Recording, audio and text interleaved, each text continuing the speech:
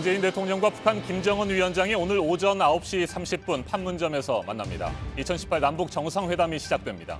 김정은 위원장은 분단과 정전협정 이후 65년 만에 최초로 군사 분계선을 넘는 북한의 지도자가 됩니다.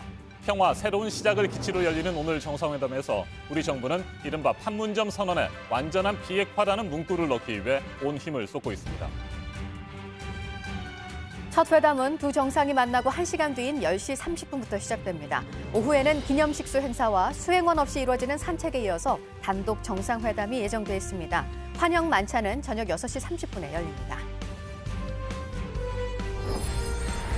트럼프 미국 대통령이 오늘 있을 남북 정상회담에 대해 결과를 지켜보자고 말했습니다.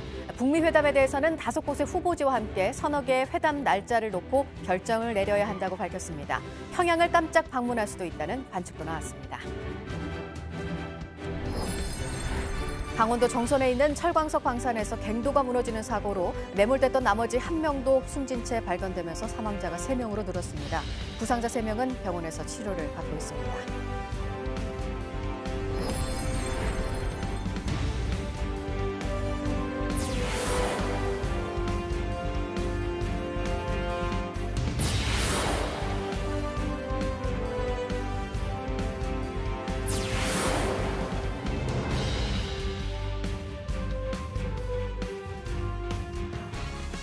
(2018) 남북 정상회담이 열리는 역사적인 봄날 4월 27일의 아침이 서서히 밝아오고 있습니다.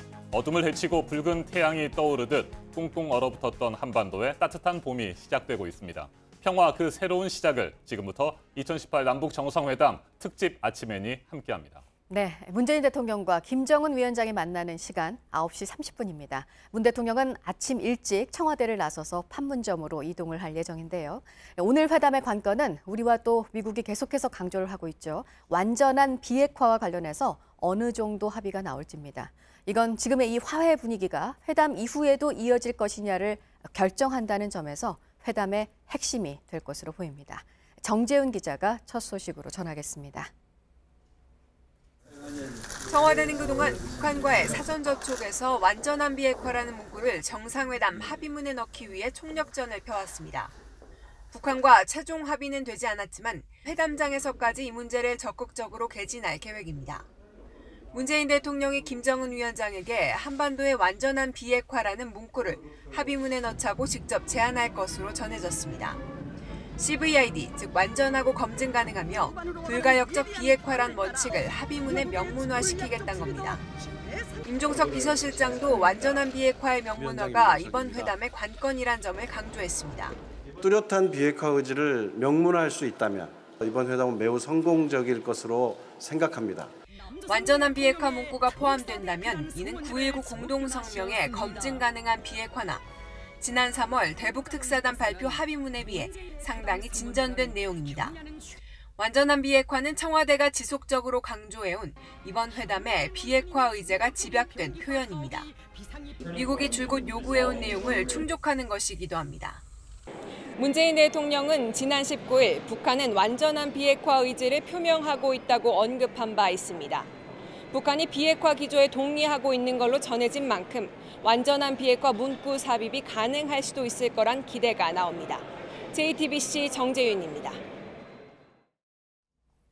오늘 남북 정상회담의 진행 상황과 역사적인 장면들을 가장 먼저 접하고 전 세계로 전하게 될 곳이죠. 일산 킨텍스에 마련된 남북 정상회담 메인 프레스센터를 연결합니다. 박현주 기자, 이른 아침부터 매우 분주할 것 같은데 현장 분위기 어떻습니까? 네, 오늘 회담 소식을 실시간으로 전달할 이곳 메인 프레스 센터엔 이른 아침부터 취재진과 또 정부 관계자들이 모였습니다. 이곳은 축구장 1개 크기인 10,000제곱미터 규모인데 정상회담 소식을 전하기 위해서 등록한 취재진만 약 3,000명에 달합니다. 오늘 정상회담과 관련한 모든 청와대의 브리핑은 이곳에서 열리고요. 무대 양옆으로 설치된 대형 스크린을 통해서 판문점의 상황이 실시간으로 전달될 예정입니다. 네, 오늘 정상회담에서는 군사 분계선을 넘어오는 김정은 위원장의 움직임을 하나하나 생중계하게 되죠. 네, 판문각 북측 구역에서부터 김정은 위원장의 모습이 실시간으로 생중계됩니다. 이어서 9시 30분에 김 위원장이 군사분계선을 넘어오고 문재인 대통령이 맞이하는 장면이 전파를 타게 되고요. 이어서 의장대 사열 등 공식 행사가 있습니다. 이후 두 정상이 회담이 열리는 판문점 평화의 집으로 함께 이동을 해서 방명록에 서명을 하고 기념 촬영을 한 뒤에 이후 오전 10시 30분부터는 본격적인 오전 정상회담이 시작됩니다. 네, 박 기자. 오전 정상회담이 끝나고 나면 그 이후의 일정은 어떤 것들이 있습니까? 예, 우선 5차는 남북이 각각 별도로 갖게 되고요. 오후 일정은 군사분계선 인근에서 남북 정상이 함께 소나무를 심는 행사로 시작을 합니다. 이후 두 정상이 도보다리 인근까지 산책을 한 뒤에 평화의 집으로 돌아와서 오후 정상회담을 갖습니다. 회담이 끝나면 가장 중요한 합의문 서명과 발표가 있을 예정입니다. 합의 수준에 따라서 발표 형식이 달라지는데요. 평화의 집 앞마당에서 이른바 판문점 선언을 할 수도 있습니다. 이어 6시 30분부터는 남북 양측의 수행원이 모두 참석하는 만찬과 이어서 환송 행사가 열리게 됩니다. 지금까지 남북 정상회담 메인 프레스 센터에서 JTBC 박현주입니다. 우리가 갈 수 있는 최북단 도라산 CIQ 남북 출입사무소에도 오랜만에 활기가 돌고 있습니다. 판문점으로부터 최대한 가까운 곳까지 접근해서 취재하려는 국내외 기자들이 몰려들고 있기 때문입니다. 현장을 연결합니다. 안지영 기자. 안 기자가 지금 나가 있는 도라산 CIQ는 서울보다 개성에서 더 가까운 곳이죠. 네, 그렇습니다. 이곳에서 개성공단까지는 차로 약 30분도 채 안 걸립니다. 이곳에서 도라산 CIQ에서 가장 가까운 도라산역 기준으로 이 서울까지는 56km, 평양까지는 205km 거리에 위치해 있습니다. 네, 오늘 남북 정상회담이 진행될 판문점과는 어느 정도나 떨어져 있습니까?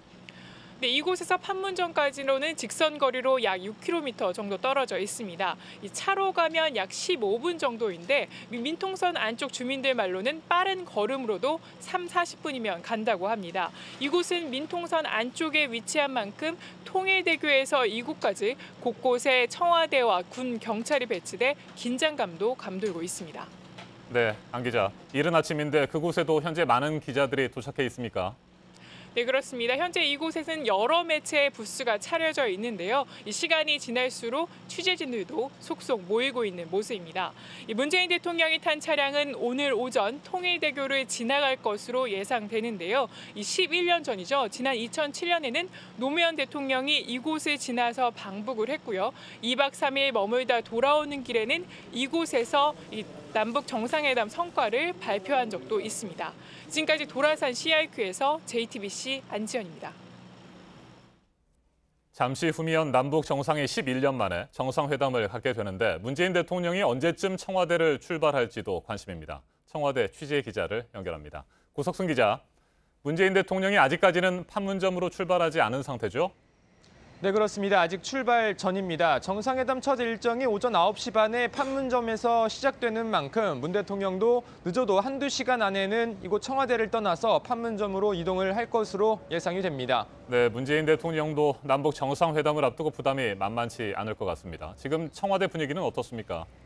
네, 문 대통령은 어제까지 이틀 연속 별다른 외부 일정을 잡지 않고 이곳 청와대에서 회담 준비에 집중했습니다. 관련 참모들과 대책회의도 갖고 여러 가지 자료도 검토한 것으로 전해졌습니다. 김의겸 대변인은 어제 그동안 대통령이 이 회담에 대해서 상당히 중압감이 있었는데 오히려 회담을 하루 앞두고는 상당히 홀가분해하는 분위기다 이렇게 전하기도 했습니다. 네, 고석순 기자. 아무래도 오늘 회담의 주요 의제는 비핵화 문제가 될 텐데 특히 완전한 비핵화가 달성될 수 있을지에 관심이 모아지고 있어요. 네, 그렇습니다. 임종석 비서실장은 어제 프레스센터에서 가진 이 종합 브리핑에서 한반도에서의 완전한 비핵화 의미를 정확하게 확인할 수만 있다면 이번 회담은 성공적일 것이다 이렇게 밝히기도 했습니다. 또 그게 바로 북미 정상회담으로 이어지는 길잡이 역할로 훌륭할 것이다 라고도 덧붙였습니다. 완전한 비핵화, 즉 미국이 제시한 CVID를 어떤 방식으로건 이번 회담에서 이끌어내겠다는 의미로 보입니다. 네, 그러니까 결국은 북한이 우리의 제안을 받아들일 것인가 이것이 관건인데 청와대는 어떻게 전망하고 있습니까? 네, 북한이 이미 여러 차례 비핵화와 관련한 언급을 내놓은 바 있지만 사실 정상회담 과정에서 어떻게 결론이 날지는 아무도 예측할 수 없는 상황입니다. 임종석 비서실장도 어제 이 부분에 대해서 한반도의 완전한 비핵화까지 정상 사이에 공감을 이룰 수 있을지 참모들이 결정할 수는 없는 대목이라면서 핵심적 부분은 정상 사이의 몫으로 남겨져 있다고 밝혔습니다. 지금까지 청와대에서 JTBC 고석승입니다. 우리는 북한과 아주 잘 지내고 있다. 결과를 지켜보자. 미국 트럼프 대통령이 오늘 남북 정상회담과 관련해 이같이 밝혔습니다. 북한의 요구도 하지 않았는데 비핵화와 핵실험 그리고 연구와 핵시험장 포기와 같은 양보를 했다면서 잘 진행되고 있다는 낙관적인 전망도 내놨습니다. 이번에는 워싱턴을 연결합니다. 정유식 특파원, 트럼프 대통령이 남북 정상회담에 대해 결과를 지켜보자는 반응을 보였군요. 네. 트럼프 대통령은 현지 시간 26일 오전 폭스뉴스와 전화 인터뷰에서 우리는 북한과 매우 잘 지내고 있다면서 어떤 결과가 나올지 지켜보겠다고 했습니다. 사실 남북 정상회담과 북미 회담 전망을 뭉뚱그려 답한 겁니다. 그러면서 김 위원장과 리틀 로켓맨이나 핵버튼 크기에 대해 얘기할 때까진 상황이 아주 험악했다면서 자신이 아니었다면 핵전쟁이 일어날 뻔했다고 했습니다. 직접 들어보시죠. And, you know, my button's bigger than everybody said, this guy's going to get us into nuclear war. Let me tell you, the nuclear war would have happened if you had weak people. 하지만 트럼프 대통령은 10년, 20년 전보단 상황이 훨씬 위험해졌지만 잘 진행되고 있다고 거듭 낙관적인 전망을 내놨습니다. 네. 트럼프 대통령이 원하는 이른바 빅뱅 방식의 동시적이고 빠른 비핵화, 그리고 김정은 위원장의 단계적이고 점진적인 비핵화 사이에 시간을 어느 정도나 좁힐 수 있을지가 관심인데 이 부분에 대해서는 트럼프 대통령이 얘기하지 않았습니까? 구체적인 얘기는 없이 나는 회담장을 빨리 걸어 나올 수도 있고 회담이 아예 열리지 않을 수도 있다. 누가 알겠는가라고 압박했습니다. 대신 지금은 북한이 만나고 싶어 한다며 나는 아무것도 포기하지 않았지만 북한이 요구를 하지 않았는데 핵무기야 핵실험, 연구를 포기하고 핵시험장을 폐쇄했다고 했습니다. 이와 관련 백악관은 북한이 단계마다 취하는 조치에 보상할 뜻이 없다며 완전한 비핵화 일괄 타결을 거듭 압박했습니다. 네, 정유식 특파원. 조금 전 상원의 인준을 통과하고 공식 취임한 폼페이오 국무장관과 김정은 위원장 이달 초 평양에서 극비리에 만나지 않았습니까? 이에 대해서도 트럼프 대통령이 구체적인 설명을 했다고요? 그렇습니다. 트럼프 대통령은 당시 CIA 국장 신분이었던 폼페이오 장관이 사실 북한의 카운터파트 김영철 통일 전선부장을 만나러 갔고 김 위원장과는 예정이 없었는데 즉석에서 회동을 주선했다는 겁니다. 폼페이오는 1시간 이상 김 위원장과 매우 비밀스럽고 대단한 회동을 했고 믿기 어려운 사진도 찍었는데 할 수 있다면 공개하고 싶다고 예고했습니다. 그리곤 5시간 뒤 백악관을 통해 두 사람이 서서 악수하는 회동 사진 2장을 공개했습니다. 북한과 비핵화 협상이 잘 이루어지는 게 김 위원장과 폼페이오 회동의 성과임을 시사한 것으로 풀이됩니다. 네, 북미 정상회담의 준비 상황도 궁금합니다. 회담 장소를 놓고 싱가포르와 몽골이 유력하다는 분석들이 그동안에 있었는데 트럼프 대통령이 평양을 깜짝 방문할 수도 있다. 이 같은 전망도 나왔다고요? 트럼프 대통령은 회담 장소와 날짜는 압축하는 중이라고 했습니다. 5곳의 후보지와 함께 서너 개의 회담 날짜를 놓고 결정을 내려야 한다면서 모두 좁혀질 것이라고 말했습니다. 이와 관련 어제 우드로 윌슨 센터에서 열린 토론회에서도 평양 회담설이 주목받았습니다. 참모들의 만류에도 트럼프 대통령이 파격적인 결정을 할 수도 있다는 설명입니다. 중간선거를 앞두고 지지율 상승이나 북한 억류 미국 시민 석방 등이 근거입니다. 외교소식통은 JTBC에 회담 장소는 실질적 회담 결과인 비핵화와 연계된 사안이라며 평양을 간다면 트럼프 대통령이 양보한 대신 원하는 회담 결과를 받았을 수 있다고 했습니다. 지금까지 워싱턴에서 JTBC 정효식입니다. 네, 판문점에서 두 정상이 만나게 되는 시간이 지금으로부터 한 3시간가량 뒤인 9시 반이고 문재인 대통령은 아직은 출발하지 않았지만 청와대에서 아침 일찍 출발을 할 것으로 보입니다. 오늘 김정은 위원장을 어떻게 맞이할지, 악수는 어떻게 또 할지 어제 최종 리허설에서 세세한 부분까지 정리를 했다고 합니다. 또 김정은 위원장을 만나기 전에 국민들에게 오늘 만남과 관련한 메시지도 내놓을 예정입니다. 김혜미 기자가 보도합니다. 문재인 대통령은 아침 일찍 청와대를 나설 것으로 보입니다. 판문점까지의 이동 방법은 공개하지 않고 있지만 현재로선 차량을 이용할 가능성이 큽니다. 이럴 경우 대통령을 태운 차량은 청와대를 벗어나 서울 광장을 거쳐 시내를 빠져나가게 됩니다. 이어 강변북로, 자유로를 거치며 1시간쯤 달리면 한반도기가 물결치는 곳에 닿을 것으로 보입니다. 바로 판문점으로 가는 관문, 통일대교 남단입니다. 대통령이 탄 차량은 이곳을 지나 뒤로 보이는 통일대교를 통해 9km, 약 10분 거리에 있는 판문점으로 향할 예정입니다. 문 대통령은 김 위원장을 맞이하기 전 대국민 메시지도 내놓을 것으로 알려졌습니다. 2007년 노무현 전 대통령은 청와대 출발 전 대국민 메시지를 냈고 군사 분계선을 걸어서 넘기 직전에도 소감을 밝혔습니다. 이제 저는 이번에 대통령으로서 이 금단의 선을 넘어갑니다. 평화와 번영의 길로 가는 그런 계기가. 당시 정상회담 준비위원장이었던 문 대통령도 대국민 메시지에 회담을 성공적으로 이끌겠다는 다짐을 담을 걸로 보입니다. JTBC 김혜미입니다. 네, 판문점까지 올라가는 문재인 대통령의 경로 먼저 보셨고요.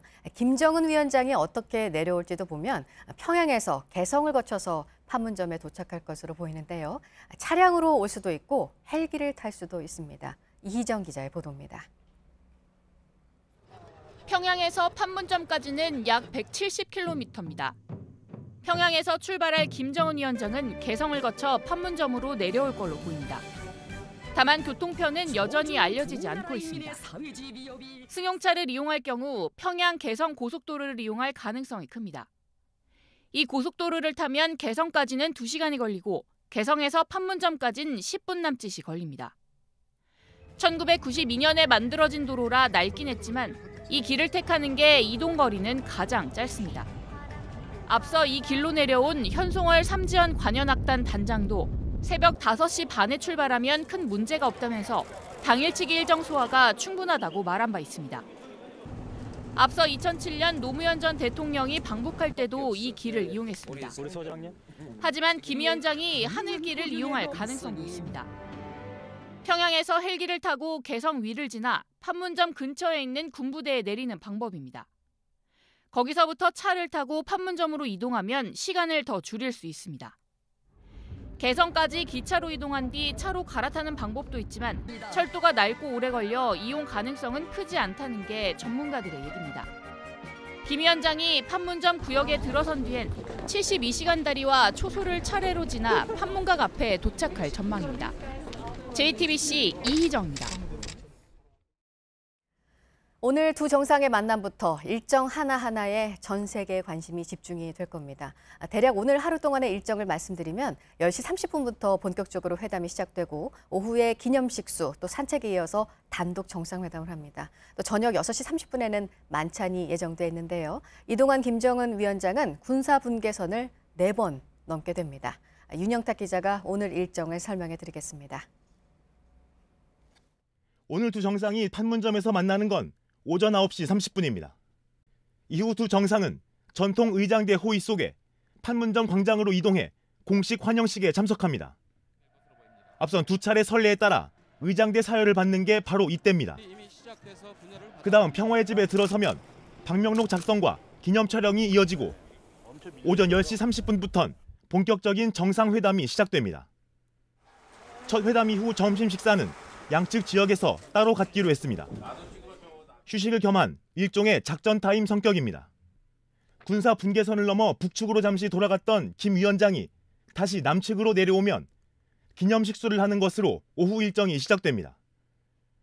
정전협정이 맺어진 1953년생 소나무를 정주영 회장이 솥대를 몰고 군사 분계선을 넘었던 길 옆에 심습니다. 이때 흙은 한라산과 백두산의 것을 섞어 쓰고 물도 대동강과 한강의 물을 섞었습니다. 식수를 마친 두 정상은 도보다리까지 함께 산책을 한 뒤 다시 평화의 집으로 돌아가 오후 회담에 돌입합니다. 회담이 언제 끝날지 그 결과를 어떻게 발표할지는 미정입니다. 다만 그 이후 오후 6시 반부턴 평화의 집 3층에서 양측 수행원이 모두 참석하는 환영 만찬이 예정돼 있습니다. 하나의 봄이란 영상으로 환송 행사까지 끝나면 남북 정상회담은 막을 내리고 김 위원장은 하루에만 4번 군사분계선을 통과해 북측으로 돌아갑니다. JTBC 윤영탁입니다.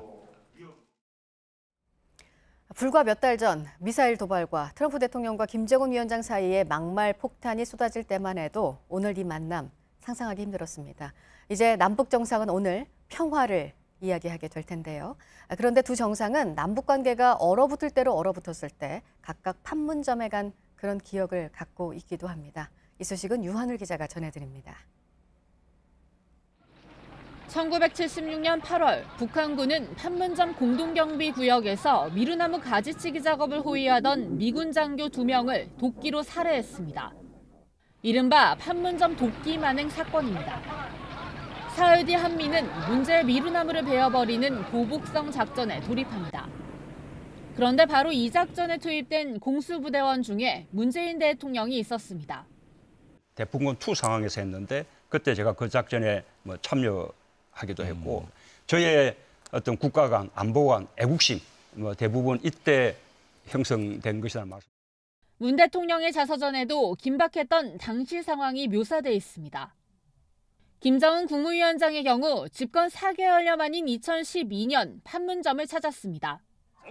김정일 위원장의 사망으로 한반도의 긴장감이 높아진 가운데 한미는 키 리졸브 연습에 돌입한 상황이었습니다.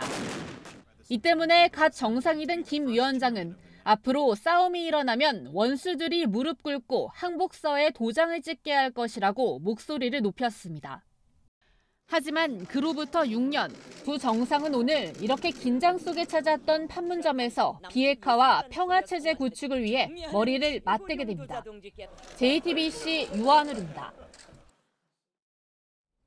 오늘 북한에서는 모두 9명의 핵심 수뇌부가 김정은 위원장을 공식 수행하게 됩니다. 북한 외교 안보라인 책임자들이 대거 포함됐습니다. 특히 이명수 총참모장과 박영식 인민무력상도 동행하게 되는데 군사부문의 구체적인 논의를 진행할 것으로 전망됩니다. 한민용 기자입니다. 북측 수행단엔 이수용 당 중앙위원회 부위원장과 이용호 북한 외무상이 포함됐습니다. 이 부위원장은 김정은 위원장의 외교 브레인으로 국제사회를 향한 메시지를 김 위원장과 조율합니다. 이 외무상도 북한 내 대표적인 미국통으로 북미 사이 비핵화 대화 때마다 참가해온 인물입니다. 앞선 두 차례 정상회담과는 달리 북한의 외교라인 엘리트들이 이처럼 총출동하면서 이번 회담에서 비핵화 논의가 구체적으로 이뤄질 것이란 관측이 나옵니다. 예상하지는 못했던 부분입니다.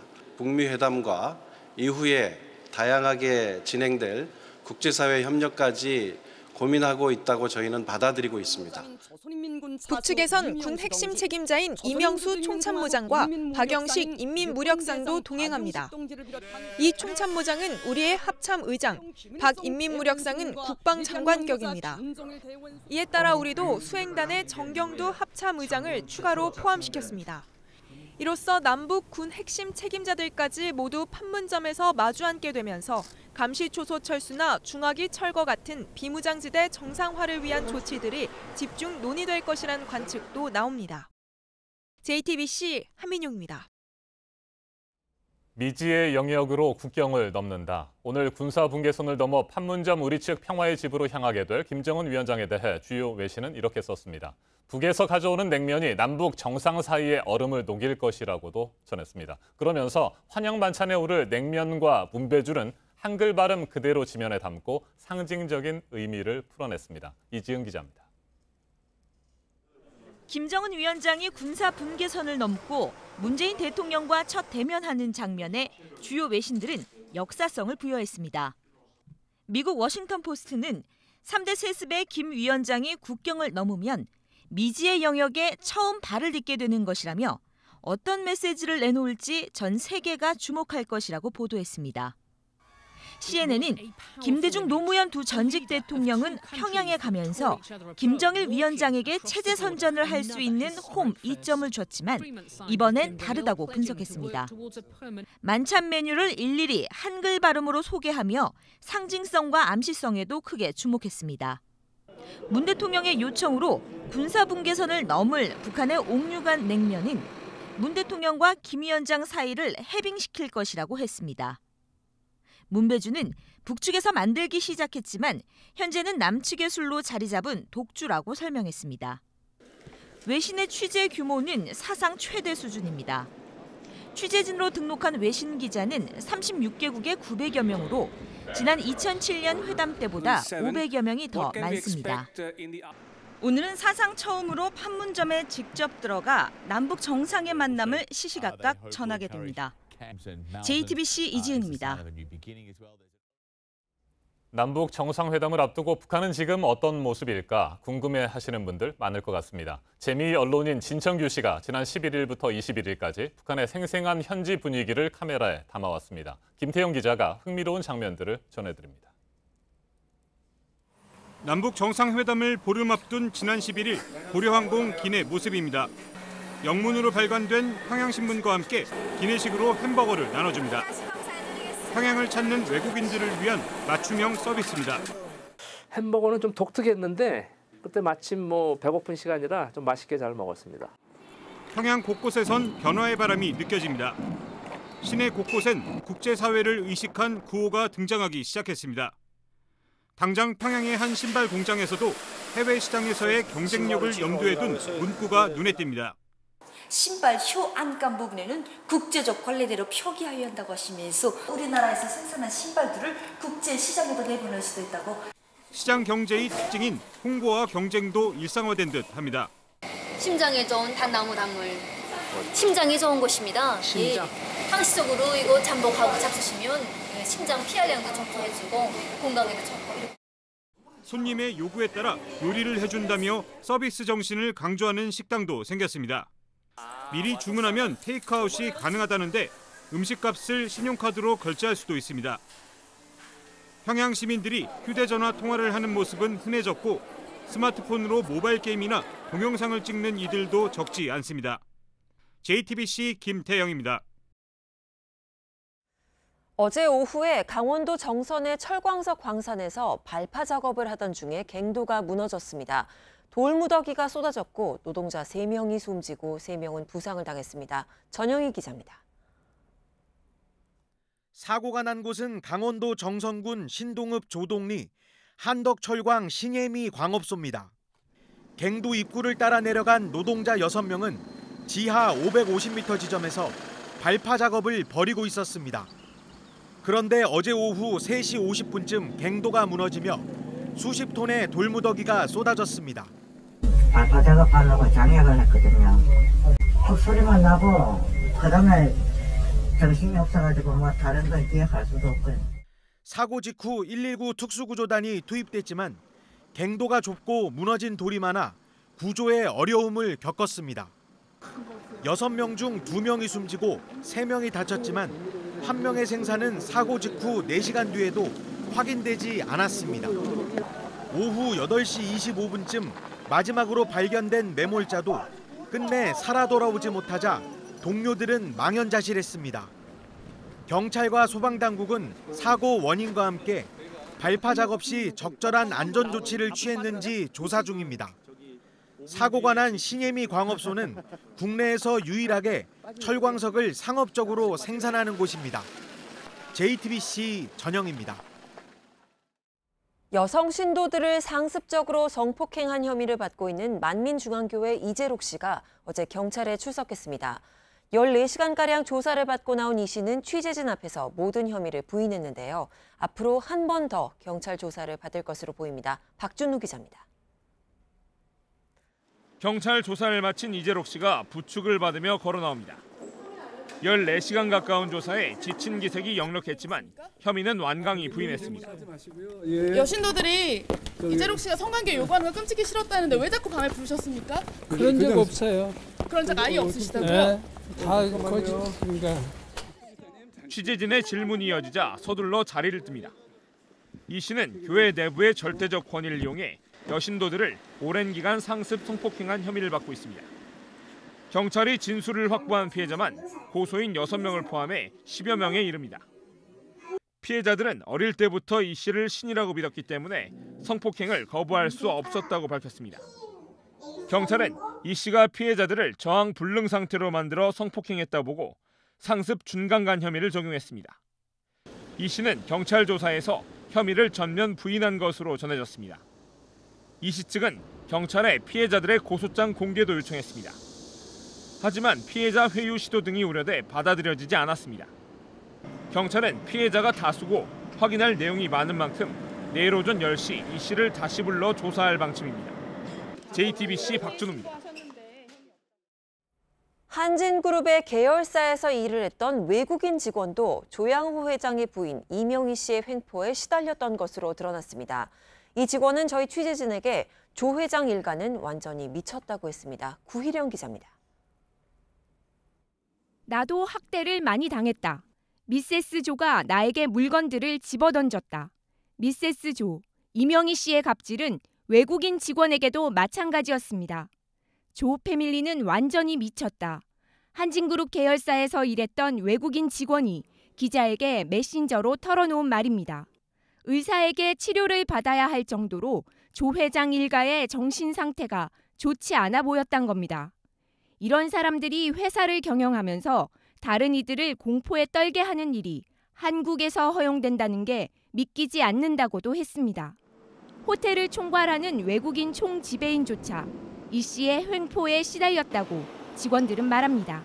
총지배인 무릎 꿇은 거 생각하면 너무 충격적이었었다. 왜 저희는 그걸 눈으로 봤으니까. 갑자기 소리 지르면서 그 택배들을 시내까지 던져버린 거야. 외국인이 얼마나 확인하는지 처음 그런 일을 당하는 거니까. 그건 상관없어요, 그분들은. 화가 나면 눈앞에 풀어야 돼, 보이는 사람한테.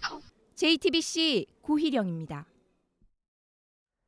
서지현 검사가 성추행 의혹을 세상에 알린 이후 지난 석 달 동안 검찰 진상조사단은 검사의 성폭력을 뿌리 뽑겠다면서 수사를 해왔습니다. 그리고 어제 그 결과를 발표했습니다. 서 검사 사건의 가해자 안태근 전 검사장을 포함해서 성폭력에 연루된 검사와 수사관 7명을 재판에 넘겼습니다. 하지만 진상을 제대로 밝혀내지 못했다는 지적과 최교일 자유한국당 의원 등을 봐준 것 아니냐는 비판이 나오고 있습니다. 이지혜 기자입니다. 서지현 검사는 지난 1월 말 JTBC 뉴스룸에 나와 안태근 전 검사장으로부터 성추행과 인사불이익을 당했다고 폭로했습니다. 3개월 만인 어제 검찰 진상조사단이 수사 결과를 발표했습니다. 안 전 검사장이 서 검사를 성추행했고 이후 직권을 남용해 인사상 불이익을 준 건 모두 인정되면서 재판에 넘겼다는 겁니다. 하지만 인사불이익과 관련한 안 전 검사장의 구체적 지시와 관련된 진술은 확보하지 못했다고 밝혔습니다. 결정적 물증이 부족해 나중에 재판에서 혐의를 다툴 여지를 남긴 겁니다. 앞서 안 전 검사장에 대한 구속영장 역시 기각된 바 있습니다. 특히 당시 법무부 검찰국장으로서 서 검사 사건을 무마하려 했다는 의혹이 제기된 최교일 자유한국당 의원의 경우 서면 조사에 그쳤습니다. 그나마 최 의원은 기억나지 않는다고 주장했습니다. 이 같은 수사 결과에 대해 서 검사 측은 처음부터 수사 의지, 능력, 공정성이 결여된 산무조사단을 구성해 부실 수사를 자초했다고 했습니다. 이문정 검사도 검찰 내부망에 글을 올려 당시 감찰을 방해한 간부들과 감찰 담당자들에 대한 조사는 수사 의지를 드러낼 바로미터였다며 면죄부를 준 수사라고 주장했습니다. JTBC 이지혜입니다. 그간 참 우여곡절이 있었습니다. 한국 GM이요. 우리 정부와 미국 본사의 지원 관련 협상이 마무리가 됐습니다. 7조 7천억 원이 이제 투입이 되는데 산업은행은 8천억 원을 부담하게 됐고 GM은 한국 시장에서 10년 이상 머무르기로 했습니다. 송지혜 기자입니다. GM의 대남만 총괄 사장은 어제 오전 이동걸 산업은행 회장을 만나 한국 GM 정상화를 위한 지원 방안에 합의했습니다. 이어 더불어민주당 한국 GM 특위와도 만났습니다. GM은 협상 과정에서 당초 제안했던 것보다 신규 자금 투입 규모를 늘리기로 했습니다. 이에 따라 GM의 투자 금액은 기존 출자 전환과 신규 투자를 합쳐 약 6조 9천억 원 규모로 늘었습니다. 2대 주주인 산업은행도 지분율만큼 투자액을 늘리면서 약 8천억 원을 투입하기로 했습니다. 기존 예상보다 우리 부담이 3천억 원가량 늘어난 겁니다. 대신 GM은 신차를 배정하고 한국 GM의 생산 시설을 10년 이상 유지하기로 했습니다. 또 산업은행은 GM이 한국 시장에서 철수하는 걸 막을 수 있는 거부권을 주주간 계약서에 넣기로 한 걸로 전해집니다. 산업은행은 오늘 이 같은 내용의 조건부 금융제공 확약서를 GM에 전달할 예정입니다. 한국GM 노조도 어제 임단협 합의안을 가결시켰습니다. 이에 따라 군산공장 폐쇄 결정으로 촉발된 한국GM 사태는 일단 큰 고비를 넘게 됐습니다. JTBC 송지혜입니다.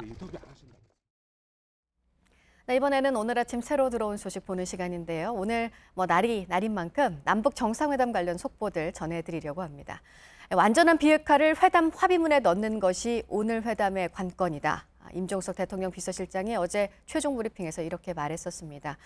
강경화 외교부 장관도 해외 언론과 인터뷰에서 같은 맥락의 발언을 했는데요. 보도국 연결해서 알아보겠습니다. 안태훈 기자, 오늘 아마 문재인 대통령이 이 완전한 비핵화 명문화를 위해서 끝까지 총력을 쏟을 겁니다. 강경화 장관이 말한 내용은 뭡니까?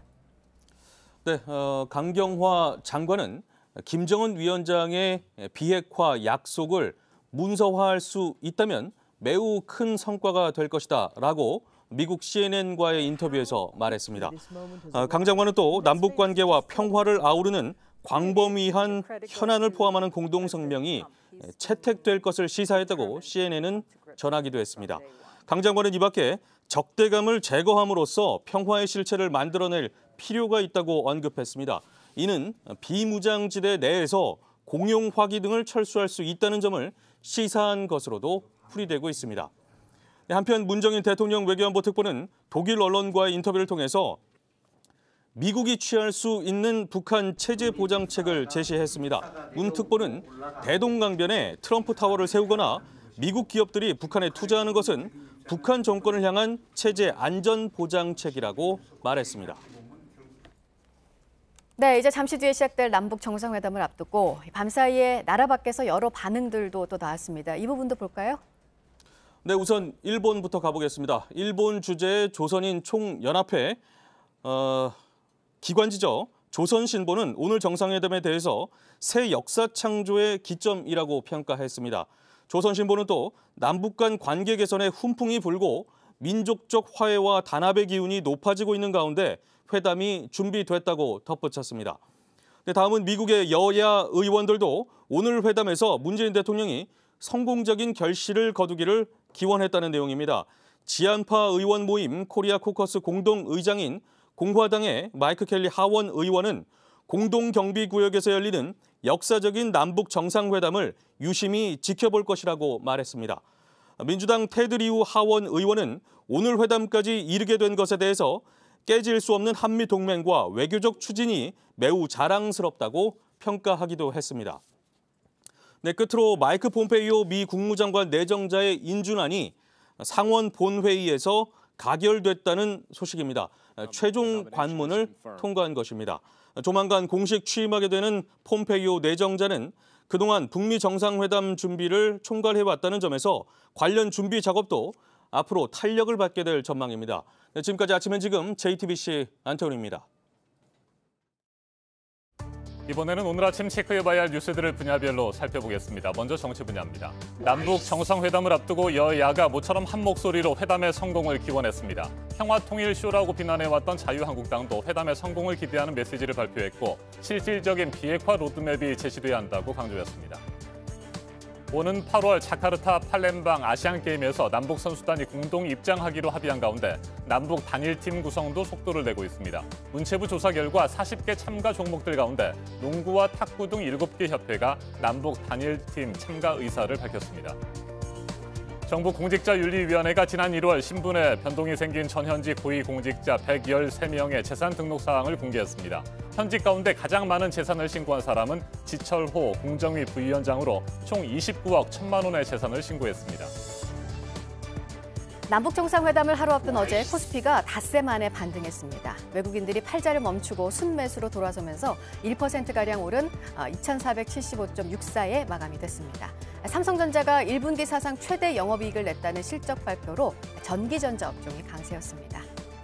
댓글 정책을 발표했지만 냉담한 반응들이 나오고 있죠. 네이버는 주가가 어제 올 들어 가장 낮았습니다. 올해 1분기 매출이 사상 최고치였는데 영업이익은 전분기와 또 지난해 같은 기간과 비교해서 11%가량 줄었습니다.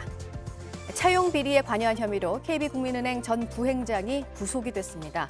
앞서 구속된 인사팀장에게 최종 합격자 남녀 비율을 남성이 높은 쪽으로 맞추라고 지시를 한 혐의를 받고 있습니다. 계속해서 사회 분야 뉴스입니다. 박근혜 정부 청와대 특수활동비를 정기적으로 상납한 혐의로 재판을 받아온 전직 국정원장 3명에 대한 결심 공판이 어제 열렸습니다. 검찰은 남재준, 이병호 전 원장에게 각각 징역 7년을, 이병기 전 원장에게 징역 5년을 구형했습니다. 선고는 다음 달 30일에 내려집니다. 친일파 이해승의 후손이 행정소송을 통해 돌려받은 300억 원의 땅 소유권을 국가가 넘겨받기 위해서 법무부가 민사소송을 제기했는데 1심에서 패소했습니다. 재판부는 이미 확정 판결이 이루어진 경우 개정된 신일재산 귀속법 소급 적용이 불가능하다고 판단했습니다. 어제 오후 7시쯤 중부 내륙 고속도로 문경세제 터널 안에서 트럭이 앞서 달리던 트레일러를 들이받으면서 구중 연쇄 추돌 사고가 났습니다. 트럭 운전자가 숨졌고 2시간 동안 차량이 통제됐습니다.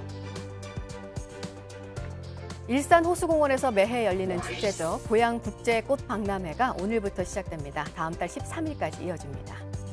손에 7층 석탑을 들고 있는 희귀한 모양의 작은 철제 불상이 전남 곡성군에서 발견됐습니다. 보시는 것처럼 부식된 오른팔 부분을 빼고 거의 온전한 모습입니다. 문화재청이 지금 감식 작업을 진행하고 있습니다. 수억 원의 세금을 내지 못해서 배우 신은경 씨가 낸 회생 절차를 법원이 받아들였습니다. 세금 납부를 3년간 유예하되 채무 변제 계획을 제출하도록 했습니다. 네, 역사적인이라는 말을 오늘 뉴스에서 여러 번 하게 됩니다. 오늘 전 세계가 실시간으로 지켜보게 될 남북 정상의 만남, 9시 반에 문재인 대통령이 김정은 위원장을 맞이하고요. 정상회담은 10시 반부터 진행이 됩니다. 한반도 비핵화 관련해서 어느 정도 수준의 합의가 오늘 두 정상 간에 이뤄질지 주목되고 있습니다. 네, 오늘 남북 정상회담이 좋은 결과를 내기를 바라는 시민들의 행사도 이어질 예정입니다. 프레스센터가 있는 일산 킨텍스에서는 오늘 평화를 염원하는 인간띠 잇기 행사가 열립니다. 성추행 의혹을 보도한 언론사 기자로부터 고소를 당한 정봉주 전 의원이 사흘 만에 다시 추가 조사를 받기 위해 경찰에 나옵니다. 분야별로 오늘 눈여겨봐야 할 뉴스들 체크해드렸습니다. 이어서 날씨 정보 전해드립니다. 오늘 공기가 답답하겠습니다. 미세먼지 농도 나쁨까지 오르는 곳이 많을 텐데요. 서울, 경기와 충북, 전북에서는 종일, 인천과 강원, 영서, 충남과 울산, 부산에서는 일시적으로 나쁨 수준 보이겠습니다. 당분간 서해상과 남해상에는 안개가 끼는 곳이 있겠고 오늘 동해상에는 바람이 점점 강해지면서 물결이 높게 일겠습니다. 항해나 조업하는 선박은 각별히 유의하시기 바랍니다. 낮 기온은 어제와 비슷하거나 조금 더 오르겠습니다. 서울이 23도, 전주가 22도, 대구가 26도까지 오르겠습니다. 내륙 지역을 중심으로 일교차가 상당히 크죠. 곳곳 15도 안팎까지 벌어지면서 아침, 저녁으로 기온차가 상당합니다. 감기 걸리지 않도록 주의하시고요. 다음 주 수요일에는 전국에 비가 내리면서 기온이 조금 떨어지겠습니다. 기상정보였습니다.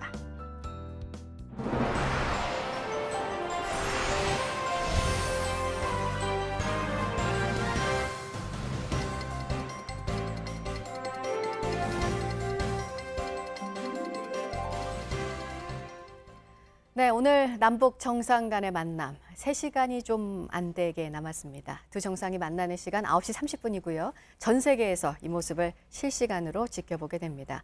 문 대통령은 오늘 아침 일찍 청와대를 나설 예정인데요. 청와대로 가보도록 하겠습니다. 네, 고석승 기자, 문재인 대통령 출발했습니까? 네, 아직 출발 전입니다. 오전 9시 반에 시작되는 정상회담 첫 일정이 이제 3시간도 채 남지 않았습니다. 따라서 늦어도 한두 시간 안에는 문 대통령도 이곳 청와대를 떠나서 판문점으로 이동을 할 것으로 보입니다. 네, 문재인 대통령도 남북 정상회담을 앞두고 부담이 만만치 않을 것 같습니다. 지금 청와대 분위기 어떻습니까? 네, 문 대통령은 어제까지 이틀 연속 별도 일정을 갖지 않고 청와대에서 정상회담 준비에 집중했습니다. 관련 참모들과 대책회의를 갖고 여러 가지 자료도 검토한 것으로 전해졌습니다. 김의겸 대변인은 어제 그동안 대통령이 회담에 대해서 상당한 중압감이 있었는데 오히려 회담을 하루 앞두고는 상당히 홀가분해하는 분위기다 이렇게 전하기도 했습니다. 네, 오늘 회담의 관건은 이 비핵화 관련해서 과연 어느 정도 수준까지 남북 정상 간의 합의가 이루어질지입니다. 이 완전한 비핵화를 명문화하겠다는데 이제 우리 정부가 끝까지 총력을 기울일 방침이잖아요. 네, 그렇습니다. 임종석 비서실장은 어제 프레스센터 종합브리핑에서 한반도에서의 완전한 비핵화 의미를 정확하게 확인할 수 있다면 이번 회담은 매우 성공적일 것이다라고 밝혔습니다. 또 그게 바로 북미 정상회담으로 이어지는 길잡이 역할로 훌륭할 것이다라고 덧붙이기도 했습니다. 완전한 비핵화, 즉 미국이 제시한 CVID를 어떤 방식으로건 이번 회담에서 이끌어내겠다는 의미로 보입니다. 네, 고석순 기자. 그러니까 결국은 북한이 우리의 제안을 받아들일 것인가 이 부분을 지켜봐야 할 것 같습니다. 청와대는 어떻게 전망하고 있습니까? 네, 북한이 이미 여러 차례 비핵화와 관련된 언급을 내놓은 바 있지만 사실 정상회담에서 어떻게 결론이 날지는 아무도 예측할 수 없는 상황입니다. 임종석 비서실장도 어제 이 부분에 대해서 한반도의 완전한 비핵화까지 정상 사이에 공감을 이룰 수 있을지 참모들이 결정할 수는 없는 대목이라면서 핵심적 부분은 정상 사이의 몫으로 남겨져 있다고 밝혔습니다. 지금까지 청와대에서 JTBC 고석승입니다.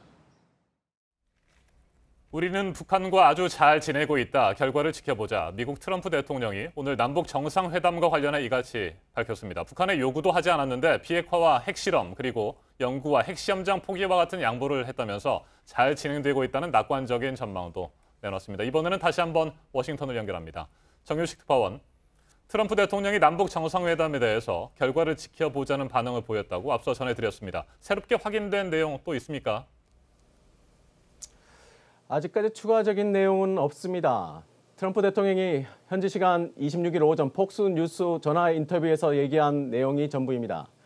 트럼프 대통령은 전화 인터뷰에서 우리는 북한과 매우 잘 지내고 있다면서 어떤 결과가 나올지 지켜보겠다고 했습니다. 북미 회담 전망까지 뭉뚱그려 답한 건데요. 그러면서 김 위원장과 핵 버튼 크기에 대해 얘기할 때까지는 상황이 아주 험악했다. 자신이 아니었다면 핵전쟁이 일어날 뻔했다고 했습니다. 직접 들어보시겠습니다. And you know, my button's bigger than everybody said. This guy's going to get us into nuclear war. Let me tell you, the nuclear war would have happened if you had weak people. 하지만 트럼프 대통령은 과거보다 상황이 훨씬 위험해졌지만 지금은 잘 진행되고 있다며 거듭 낙관적인 전망을 내놨습니다.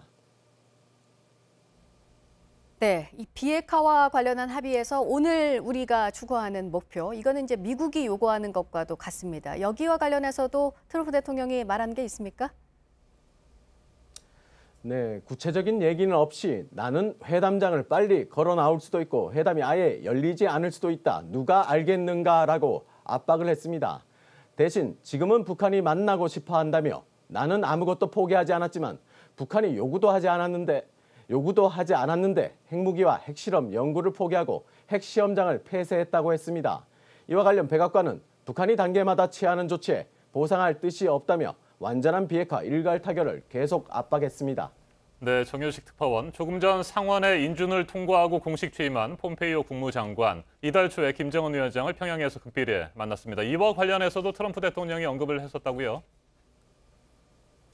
그렇습니다. 트럼프 대통령은 당시 CIA 국장 신분이었던 폼페이오 장관이 사실 북한의 카운터파트 김영철 통일전선부장을 만나러 갔고 김 위원장과는 예정이 없었는데 즉석 회동이 이뤄졌다는 겁니다.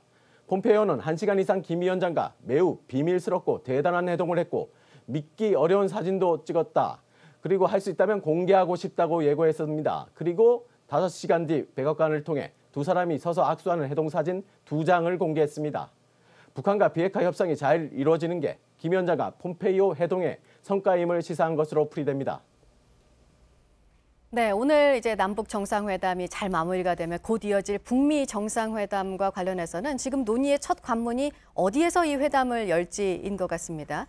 그런데 트럼프 대통령이 평양을 깜짝 방문할 수도 있다, 이런 전망도 나왔다고요? 네, 전문가들 사이에서 그런 전망들이 계속 제기가 되고 있습니다. 트럼프 대통령 본인은 여전히 회담 장소와 날짜는 압축하는 중이라고 했습니다. 트럼프 대통령은 5곳의 후보지와 함께 서너 개의 회담 날짜를 놓고 결정을 내려야 한다면서 모두 좁혀질 것이라고 했습니다. 이와 관련 어제 우드로 윌슨 센터에서 열린 정책 토론회에서도 평양 회담설이 주목받았습니다. 참모들의 만류에도 트럼프 대통령이 파격적인 결정을 할 수도 있다는 설명입니다. 중간 선거를 앞두고 지지율 상승이나 북한 억류 미국 시민 석방 등이 근거입니다. 외교 소식통은 이와 관련 회담의 장소는 실질적 회담의 결과인 비핵화와 연계된 사안이라며 만약 평양을 간다면 트럼프 대통령이 양반 대신 원하는 회담 결과를 받았을 수 있다고 했습니다. 지금까지 워싱턴에서 JTBC 정효식입니다. 한반도 역사에 매우 크고 중요한 변곡점이 될 것으로 보이는 2018 남북 정상회담. 문재인 대통령과 김정은 위원장이 판문점 군사 분계선에서 만나게 될 시간도 이제 2시간 40분가량 앞으로 다가왔습니다. 네, 오늘 남북 정상회담 이번에는 전문가들과 좀 짚어보도록 하겠습니다. 홍현익 세종연구소 수석연구위원 그리고 이기동 국가안보전략연구원 부원장 나오셨습니다. 두 분 어서 오세요. 네, 안녕하십니까. 먼저 홍현익 위원님께 질문을 드리겠습니다. 문재인 대통령 잠시 후에 청와대를 출발해서 판문점으로 향하게 될 것 같습니다. 오늘 정상회담을 앞두고 문재인 대통령이 대국민 메시지를 발표할 가능성이 높은데 어떤 내용들이 담기게 될 것으로 보십니까? 네, 문재인 대통령께서 대통령으로 취임하시고 그동안 꾸준한 정성과 노력 그리고 일관된 정책으로 정상회담을 이제 이끌어내셨기 때문에 아마 감회가 남다르실 것 같습니다. 그러나 이제 그런 감정적인 차원의 문제가 아니라 우리 민족의 미래를 위해서 평화와 공동 번영을 다지고 나아가서 평화 통일의 기반을 다질 수 있는 중요한 만남이기 때문에 국민들에게 최선을 다해서 한반도의 평화의 새로운 길을 열도록 저의 모든 정성을 다하고 진중한 마음으로 또 예절 바르게 북한의 귀빈을 막고 최선을 다해서 협상을 해서 한반도 평화와 공동 번영의 길을 열겠다.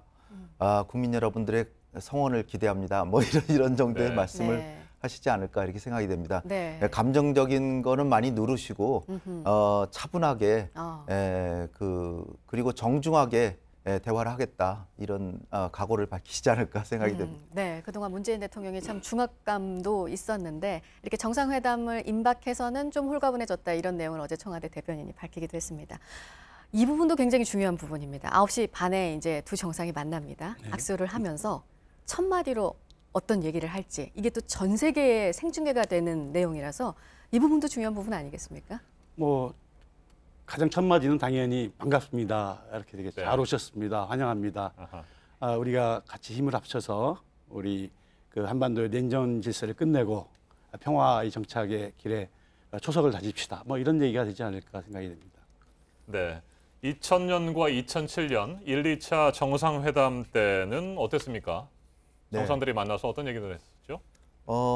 그때는 사실 그 2000년에는 김대중 대통령께서 이제 비행기를 타고 평양의 순안공항에 내리는데 사실 그 가시기 전에 날짜를 북한에서 하루 연기했으면 좋겠다 이렇게 갑자기 통보를 해왔어요. 그래서 이게 정상회담이 이게 문제가 생겼나 이랬는데 임동원 전 통일부 장관의 증언에 따르면 이게 김정일 위원장이 순안공항에 나올래는 모양이다.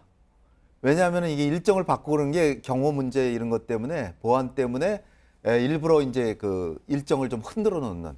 그러니까 예정된 상황이 위험하다 이렇게 보고 하루를 연기했다 이렇게 보고 했는데 사실 우리 비행기가 평양에 도착하기 직전까지 그 김정일 위원장이 나오는지를 전혀 모르고 있었답니다. 그래서 아마 내리기 직전에 김정일 위원장이 나온 걸 보고 아마 김대중 대통령도 상당히 이제 마음이 편안해지셨을 것이다 이렇게 생각이 되는데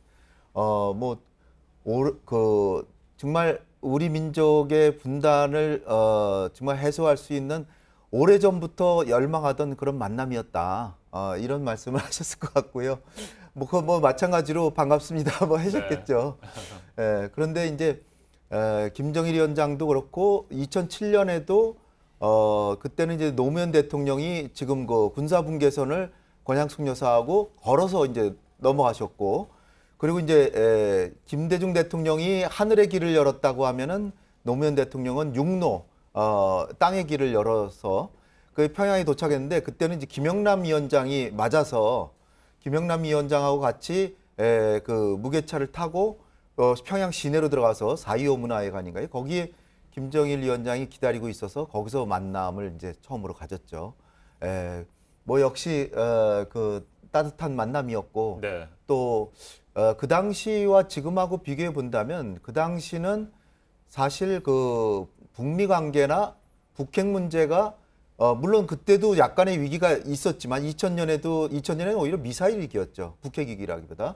그런데 북미 관계도 괜찮았고 이 남북 관계도 이렇게 풀려가는 과정에서 이렇게 있었어요. 근데 요번에 정상회담은 북핵 문제도 훨씬 더 심각해졌고 그다음에 북미 관계도 지금 당장은 뭐 북미도 이제 정상회담이 예견돼 있지만 얼마 전까지만 해도 언제라도 전쟁이 날 수 있을 그런 분위기였고 남북 관계도 사실 올림픽 직전까지는 굉장히 안 좋았잖아요. 네. 그렇기 때문에 지금의 정상회담은 그때와는 상당히 다르다. 네, 지금은 네. 안보 문제, 핵 문제가 완전히 주요한 의제로 자리 잡았고 그 당시는 남북 관계를 다루기 위한 정상회담이었습니다. 그러니까 지금 질적으로 많이 변했다. 이렇게 평가할 수 있습니다. 네, 이기동 본장님. 어제 오전 브리핑에서 임종석 비서실장, 김정은 위원장의 부인 이설주 여사의 동행 여부가 아직 확정되지 않았다 이렇게 밝혔습니다. 네. 오늘 깜짝 동행을 할 것이다 이런 전망들이 우세한 것 같은데 어떻게 보세요? 저도 깜짝 동행에 좀 방점을 두는데요.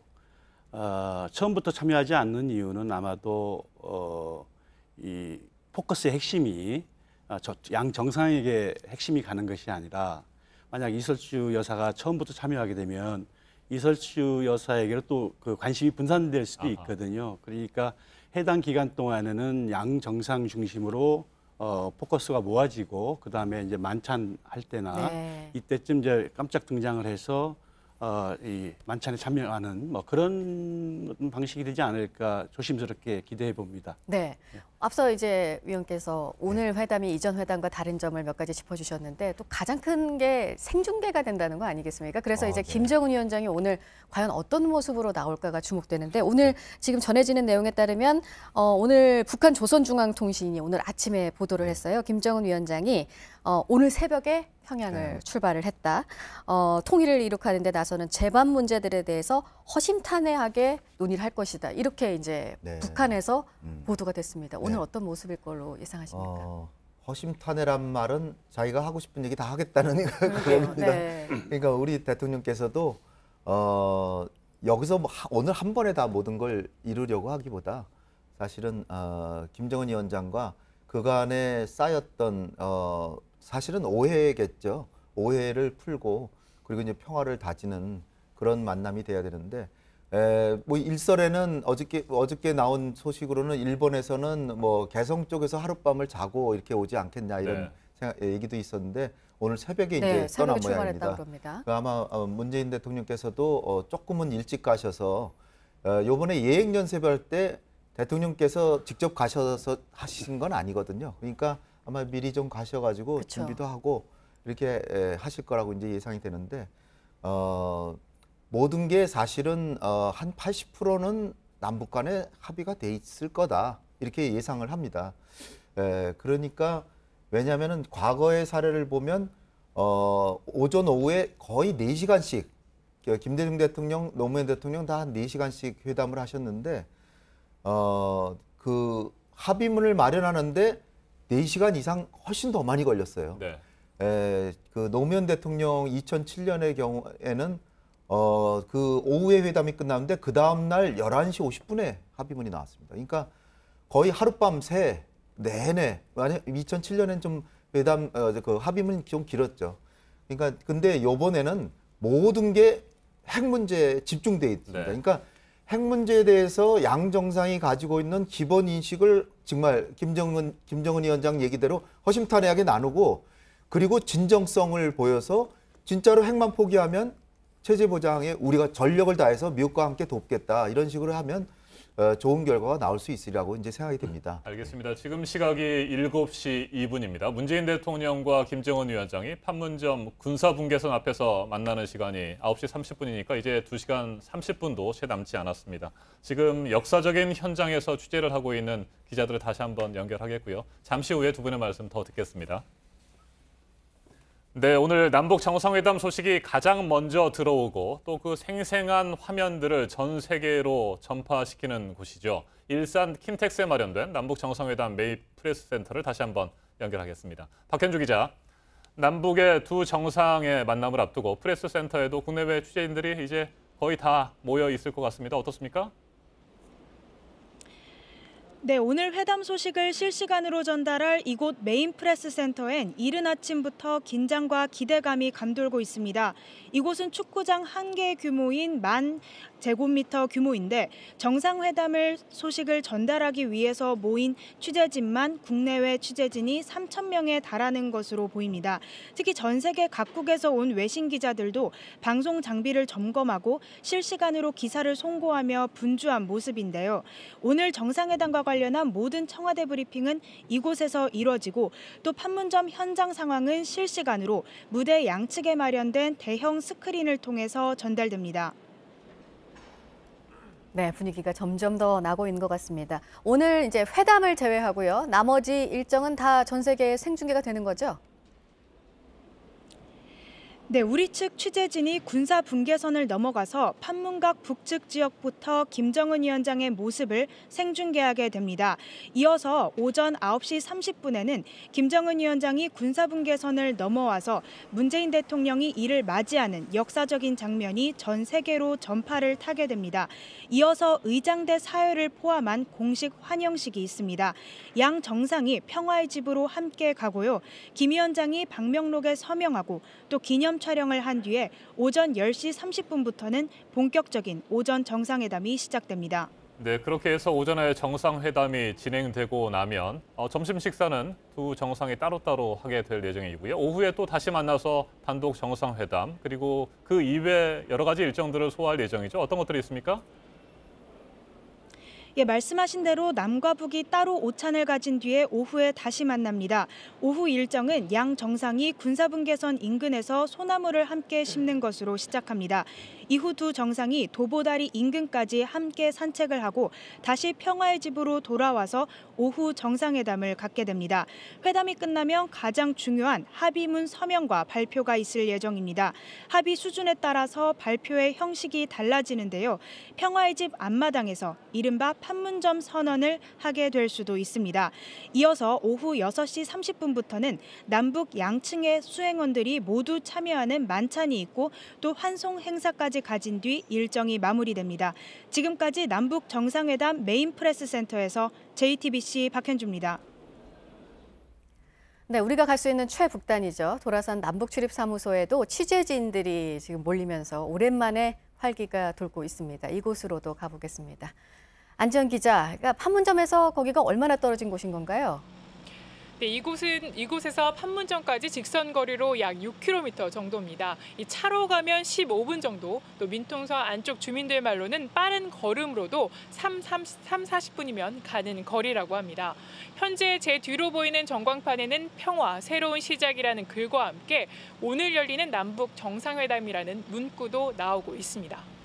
네, 안 기자, 오늘 새벽에 그쪽으로 향하는 길목이 한때 통제가 되기도 했다고 하는데 지금은 어떻습니까? 통제는 풀렸을 것 같고요. 현재 많은 기자들이 모여 있습니까? 네, 그렇습니다. 현재 이곳에는 여러 언론사 매체의 부스들이 차려져 있는데요. 시간이 지날수록 취재진들도 속속 더 모이고 있는 모습입니다. 현재 CIQ에 들어온 취재 인원은 약 200명 정도고요. 오늘 하루만 등록한 취재진만 1,800명이 넘습니다. 민통선 안쪽인 만큼 이곳에서부터 통일대교까지는 곳곳에 군과 경찰, 이 청와대가 배치돼 있어서 긴장감도 감돌고 있습니다. 네, 김정은 북한 위원장은 오늘 새벽에 이제 평양을 출발했다는 소식도 전해졌고 이제 문재인 대통령도 이제 가게 될 텐데 잠시 뒤에 통일대교를 지날 것으로 보이는 거죠? 네, 맞습니다. 오늘 오전 9시쯤 문재인 대통령은 통일대교를 지나 곧바로 판문점으로 향할 것으로 보이는데요. 11년 전이죠. 지난 2007년에 노무현 전 대통령은 이곳을 통과해서 방북을 한 바 있고요. 2박 3일 방북 후 돌아와서 바로 이곳에서 남북 정상회담 성과를 발표하기도 했습니다. 지금까지 도라산 CIQ에서 JTBC 안지연입니다. 네, 현장에 나가 있는 취재기자들의 얘기까지 들어봤습니다. 자, 계속해서 두 분의 말씀 이어서 듣도록 하겠습니다. 홍현희 위원님, 오늘 남북 정상회담에 세 가지 의제한다면 일단 북한의 비핵화 문제, 앞에서도 잠깐 언급을 하셨습니다만 그 문제가 제일 큰 의제가 될 것이고요. 두 번째가 한반도의 항구적인 평화체제 구축, 세 번째가 남북관계 개선 부분인데 이와 관련해서 저희가 짚어봐야 할 부분이 북한에서 오늘 김정은 위원장과 함께 내려올 공식 수행원이 9명에 이른다는 겁니다. 네. 북한은 9명, 우린 7명입니다. 북한에서 이를테면 제일 주목되는 게 리명수 총참모장이 오는데요. 북한은 우리와 달리 총참모장이 사실상 인민무력부장, 우리의 국방부 장관 격인 인민무력부장보다 오히려 더 권위가 있고, 왜냐하면 군사 통솔권을 갖고 있고 뭐 작전이라든지 훈련을 다 이 사람이 하는데 이 사람이 오는 게 굉장히 이례적입니다. 그래서 우리도 그 정경도 합참의장을 추가로 수행원에 집어넣습니다.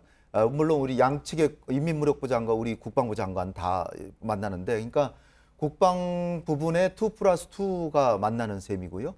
그 다음에 또 특이한 점이 북한의 리용호 그 외무상, 이 사람은 북핵 문제 최고 전문가죠. 협상 직접 나서기도 했고 외무상까지 됐는데, 그 다음에 리수용이라고 김정은 위원장이 어린 시절에 스위스 유학할 때 대사였고 지금은 북한의 외교를 통괄하고 있는데 이 사람도 옵니다. 그 얘기는 뭐냐면 이제까지는 남북관계에서 외교부는 나서질 않았거든요.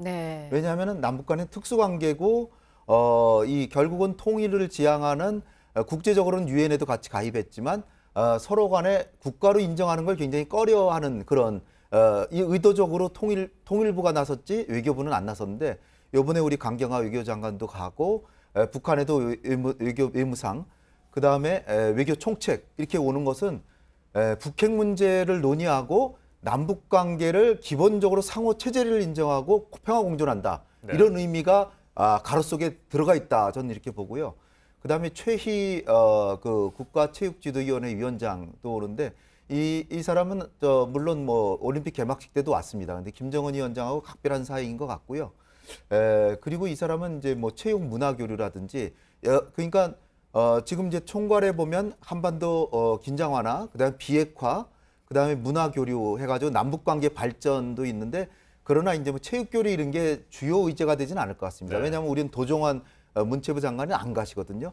그러니까 남북 간의 교류 협력도 들어가긴 하지만 중요한 방점은 비핵화에 있고 가장 주목해야 될 게 이제 리수용과 리용호 이 사람들과 그 비핵화에 어떤 문구가 들어가나. 어저께 임종석 비서실장도 얘기하신 게 완전한 비핵화. 어떻게 보면 형용사 하나에 달려 있습니다. 그냥 한반도 비핵화를 위해 노력한다인지 한반도의 완전한 비핵화를 위해서 최대한의 노력을 한다든지 이런 확고한 의지가 김정은 위원장이 입을 통해서 나오고 문구에도 담기느냐, 그것을 주목해 봐야 될 것 같습니다. 네, 지금 얘기도 하셨고 저희도 계속 지금 이 부분을 강조해 드리고 있는 부분입니다. 완전한 비핵화를 오늘 명문화할 수 있느냐가 오늘 회담의 핵심이 될 것이다. 근데 이게 어느 부분에서 중요하냐면 지금 이 화해 분위기가 지금으로 끝나는 게 아니라 지금 북미 회담도 이어지고 그 이후에도 이 분위기가 계속 갈 수 있느냐를 결정하는 부분이잖아요. 그렇습니다. 뭐 정부에서도 얘기했지만은 비핵화 없이는 평화체제도 그리고 남북관계 개선도 어렵다라는 것이 기본적인 인식인데요. 그만큼 북한의 어떤 비핵화 태도를 이끌어가는 것이 매우 중요하다. 뭐 이렇게 볼 수가 있는데요. 관건은 그 트럼프 행정부가 요구하고 있는 완전한 비핵화라는 표현이 명시될 수 있느냐, 이것이 관건인데요. 저는 앞에서 홍 박사님도 말씀하셨지만은 한반도에서의 완전한 비핵화 정도는 어쩌면 명시될 수도 있지 않을까 이렇게 조심스럽게 보는 이유가요. 첫 번째는 그 북한은 한반도에서라는 표현이 들어감으로써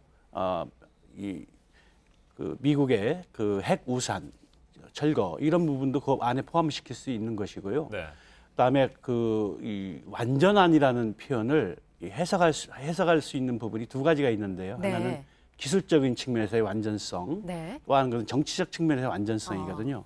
기술적 측면에서의 완전성이라는 것은 미국이 요구하는 것이고, 정치적 측면에서의 완전성이라는 것은 북한이 요구하는 겁니다. 그러니까 정치적 측면에서의 완전성이라는 것은 우리 북한이 더 이상 핵을 보유하지 않아도 될 수 있는 여건과 환경을 조성해달라. 그것을 북한은 완전한으로라는 것으로 해석할 수도 있는 거거든요.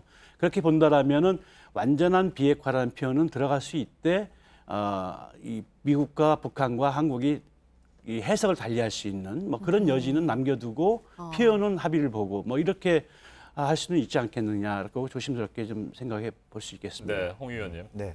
지난 65년 동안 한반도에서 지속되어온 정전 체제를 이번에 마침표를 찍을 수 있을지 이 부분도 가장 큰 관심인데 이 정전 체제를 끝내기 위해서는 종전 선언을 해야 되는데 이 종전 선언이라고 하는 것이 남과 북 양측이 결정할 수 있는 부분은 아니고 뭐 미국도 있고요. 기본적으로 그러면 뭐 중국도 찬성을 해야 되는 부분이 있어서 이번에 종전 선언을 하기는 힘들고 평화 선언 정도는 할 수 있을 것이다 이런 얘기들이 나오는데 어떻게 전망하십니까?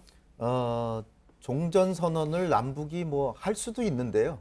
그러나 그 의미가 완전하지 않기 때문에 왜냐하면 6.25 전쟁 때 미국도 참전했고 그다음에 중국도 의원군 형태지만 왔기 때문에 그래서 2007년 노무현 대통령과 김정일 위원장 간의 그 합의문에는 종전을 선언하기 위해서 한반도에서 3자 또는 4자 정상이 모여서 이런 그 방침을 추진한다. 종전을 선언하기 위해서 종전 선언 자체가 아니라 그래서 아마 문구가 이제 어떻게 나올지는 모르지만 종전 선언을 추진하기 위해서 양 정상은 노력한다 이렇게 들어갈지 아니면 그걸 형태를 아예 바꿔서 그 상호 불가침을 다시 한번 약속하고 그다음에 뭐 내정 간섭도 하지 않고 적대행위를 금지한다. 상호 간의 적대행위를 금지하기로 합의했다. 이렇게 함으로써 향후 북미 정상회담이 또 있기 때문에 북미 간에도 합의가 된다면 문재인 대통령의 구상처럼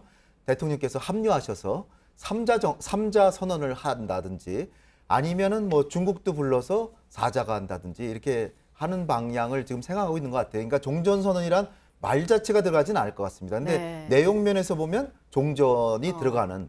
그러나 이제 거꾸로 과거를 보면 7, 80년대부터 벌써 남북 간의 상호 불가침 뭐 이렇게 서로 제안도 하고 했고 그다음에 91년에 가면 남북 기본 합의서에 부속 합의서가 3개인데 두 번째 부속 합의서가 상호 불가침에 관한 부속 합의서에 거기 보면은 뭐 상호 군사훈련 할 때 서로 통보도 해주고 뭐 상호 군사 교류도 하고 여러 가지 내용이 있습니다. 지금 논의되고 있는 뭐 비무장지대 비무장화라든지 이런 내용들이 다 돼 있기 때문에 과거에도 사실 합의가 있었어요. 불가침에 대한 합의는. 그러나 종전 선언을 하진 않았죠. 그렇기 때문에 이번에 이제 조금 표현을 달리하고 같은 내용이지만 표현을 달리하기 위해서 그렇게 가는 것 같습니다. 그러니까 결국은 남북미 3자 또는 중국과 힘을 합쳐서 4자가 선언을 해야 되고 그다음에 평화협정을 체결해서 그 평화체제로 가야 되지 않을까. 지금 말씀하신 종전 선언 관련 내용도 그렇고 또 오늘 중요하게 다뤄질 비핵화 부분도 그렇고요. 이 얘기가 오늘 좀 주목해 볼 부분이 오늘 일정 중에요. 남북 정상이 이제 문재인 대통령과 김정은 위원장이 아무도 배석하지 않은 상태에서 단 둘만의 일정이 있어요. 오후에 산책하는 일정. 만약에 이때 좀 의미 있는 얘기가 나온다면 청와대가 뭐 따로 발표를 한다거나 이럴 수도 있을 것 같습니다. 어떻습니까? 네, 그 2000년 1차 남북 정상회담 당시에 김대중 대통령이 순환공항에 도착하고 그다음에 사열을 받으신 다음에 그 예정에도 없이 김정일 위원장이 그 김대중 대통령과 같은 차에 동석을 했거든요. 근데 전혀 그 예정되지 않았던 건데 그 차를 같이 타고 가면서 그 안에서 얘기 나왔던 것이 주한미군 철수를 북한이 용인할 수 있다라는 김정일 위원장의 발언이 거기에 있었거든요. 근데 그것은 그 두 분만의 두 정상의 어떤 그 만남이기 때문에 아마도 공개적으로 얘기할 수 없는 아주 불편하거나 좀 까다로운 얘기들을 아마도 그 두 분이 산책을 하면서 할 수 있지 않겠느냐. 특히 서로의 어떤 그 속마음을 그 터놓고 얘기할 수 있는 아주 좋은 어떤 기회이다 이렇게 30분 동안 생각이 됩니다. 그러더라고요. 그렇죠. 30분 동안이면 뭐 충분한 시간이 될 수 있을 것 같고요. 그 안에는 다시 한번 그 주한미군 철수 문제에 대해서도 다시 한번 또 재확인하는 뭐 그런 얘기도 오갈 수 있는 것 같고 또 비핵화 관련해서 미국의 입장에 대한 남북한 정상의 솔직한 입장의 교류 뭐 이런 것들도 충분히 논의가 될 수 있지 않겠느냐 생각이 듭니다. 굉장히 중요한 저는 시간이라고 봅니다. 네, 홍 의원님 오늘 남북 정상회담을 지켜보게 될 우리 국민들 완전한 비핵화와 함께 완전한 평화의 봄을 정말 애타게 기다릴 것 같습니다. 특히 이산가족 분들의 경우에 기대감이 클 텐데요. 오늘 정상회담에서 이산가족 상봉 부분에 대해서 어느 정도 결론이 날 것으로 기대하십니까? 관건은 저는 뭐 한두 번 상봉은 충분히 이루어질 것 같은데요. 이것을 제도화해서 사실 상봉도 중요하지만 생사 확인부터 해야 됩니다. 네. 왜냐하면 지금 신청한 분들만 600분이 넘기 때문에 그분들이 한 번에 다 만날 수가 없잖아요. 6만 몇 명이죠. 600분이 아니라. 그래서 일단 생사 확인하고 서신 교환. 지난번 노무현 대통령 때는 영상 교환을 했어요.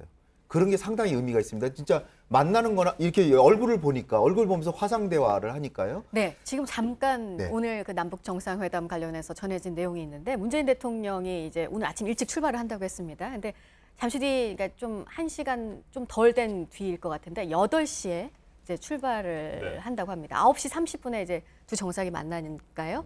오늘 새벽에 이제 김정은 위원장은 출발을 한 상태고 문재인 대통령은 청와대에서 이제 8시에 출발을 한다는 소식이 지금 속보로 전해졌습니다. 네, 청와대에서 판문점까지의 거리가 65km 정도 되죠. 차량으로 1시간 정도가 걸리게 되고요. 통일대교에서 또 판문점까지 한 9km, 10분 정도면 되니까요. 통일의 길목, 통일대교를 거쳐서 이제 판문점에 이르는 모습 잠시 후면 우리 온 국민이 볼 수 있을 것 같습니다.